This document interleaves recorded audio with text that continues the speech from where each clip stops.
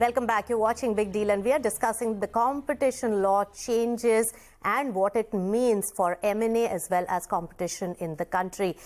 So Amit, we were discussing some of the very important points, and one thing that stands out for me is the hub and spoke model as well, and identifying cartels over there. So what is CCI's intent in the change in the definition which has come about in terms of the bill passage compared to what was there in the amendment, and how does it impact the hub and spoke cartelization in the country?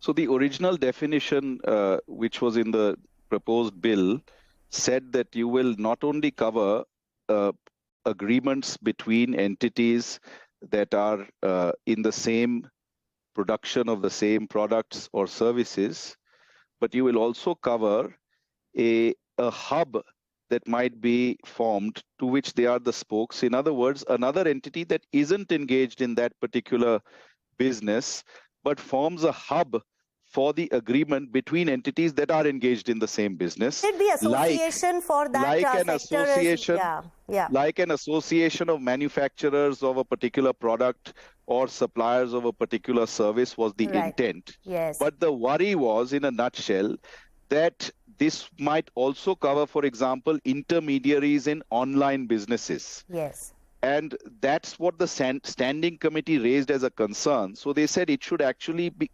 cover those who intend to further the agreement between entities in the same business. Right. That was their intent. But the actual language that I find has come out in the eventual statute has perhaps missed the point, because it now covers both entities that participate or intend to participate in furtherance of the agreement. They are presumed to be party to the agreement, even if not engaged in the same product or service production or supply. And that may, as a result, be overbroad in my view, and misses the point that the standing committee raised in their remarks to avoid covering intermediaries online. I believe that it's now a little overbroad. It raises a concern. All right, so that's an important one. And Pallavi, on the settlement aspect, a lot of corporates and legal fraternity had welcomed the settlement aspect, but the compensation bit and no appeal after that. These are some of those nitty-gritties which could be a concern. Can you explain that, please? Yeah, so settlement and compensation is a very, very welcome change. Two things. It applies only to abuse of dominance and vertical agreements. It does not apply to cartels at all. That is covered by the leniency regime. Secondly, it will cut short all the litigation that continues for years and years. And thirdly, since there are going to be no appeals, these are negotiated sort of commitments or negotiated settlements, I think there will be no appeal. So the entire process is crunched. Now, what is a settlement? A settlement happens when the commission starts an investigation, the investigation is complete, and the Director General's report is available.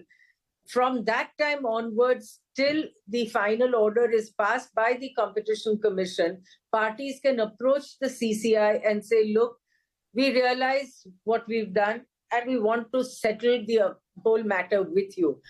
There will be some conversations and discussions on what would be the amount of settlement, and going further, what steps will they take and how will they go about it.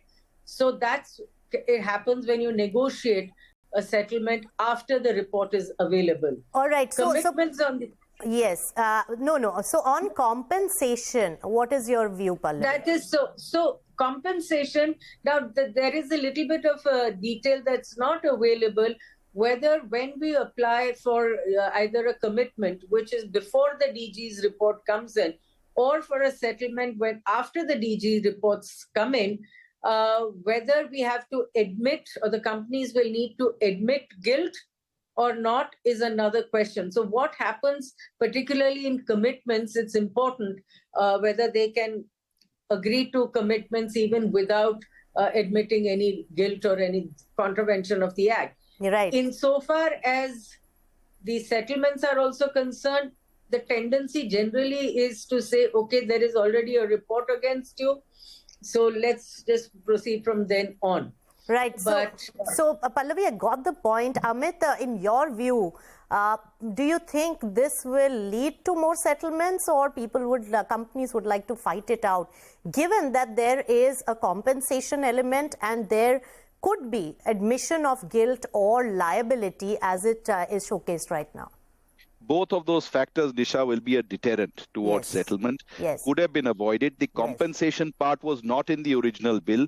It was actually recommended by the standing committee, and it comes in pursuant to their recommendation, and it may be a deterrent. But apart from that, I think it's a wonderfully positive move if it helps to actually reduce the litigation and resolve enforcement proceedings much more quickly, and bring certainty to the process. It's not in India alone that this has been introduced. It's been in foreign jurisdictions for a long time, and I think it is one of the most important amendments in the present bill. It's almost revolutionary as far as India is concerned. I think it reflects that the CCI is quite happy with the way the leniency provisions have proceeded so far. They want to extend that now to other facets, abuse of dominance and vertical agreements. And I think it's a wonderful development. Of course, there are these development, yes, but Amit, there are deterrents, and we'll have to see how CCI really articulates it.